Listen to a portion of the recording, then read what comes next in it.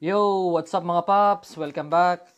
So ngayon ang ating first day dito sa Esperance, kaya simulan na natin. So ang ating itinerary nga mga paps, so ang ating misyon ay makita ang #1 na beach sa buong mundo. So simula nga sa ating accommodation, kailangan pa natin mag-drive ng 1 oras para marating ito. At ayan si Cams, handang-handa na mag-swimming. Suot na yung bikini habang nagda-drive mga paps. Pero bago natin marating ang Lucky Bay, may mga side trip muna o mga attractions na pwedeng pasyalan. Itong mga pasyalan na ito ay nasa loob ng Cape Legrand National Park. At ito nga ang ating first stop mga paps, ang Stonehenge Australia version daw. Kung alam nyo yung Stonehenge sa UK mga paps, yun yung original. Ito, replica lang. Pero yung laki at taas daw ng Stonehenge, parehong-pareho dun sa may UK. Ang pagkakaiba nga lang daw, yung Stonehenge na to, kompleto pa.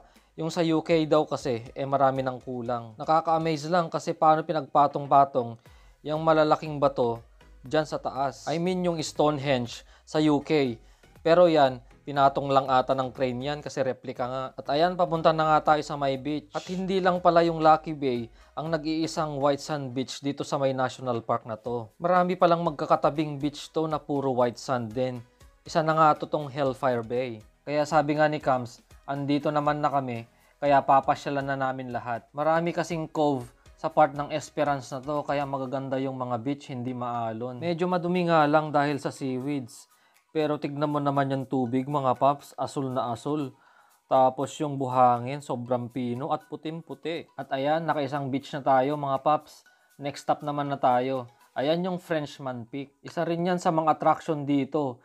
Kaso lookout kasi yan, kailangan mong akyatin. Sa lookout daw na yan, overlooking sa mga white sand beach dito sa may national park. Kaya hanggang tingin na lang kami ni Cams.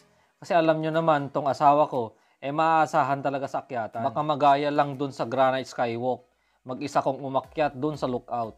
Tsaka kailangan mo ng 1 araw para maakyat yung Frenchman Peak na yan. Ang taas. 1 araw lang kasi yung itinerary namin dito sa Esperance. At syempre, magbababad tayo sa Lucky Bay mga paps. Maliligo tayo. At ayun, nakikita ko na nga yung Lucky Bay mga paps. Nakikita niyo ba yung asul na tubig doon? Suspense muna tayo mga paps. Abangan nyo sa susunod na vlog. Sa Lucky Bay na tayo.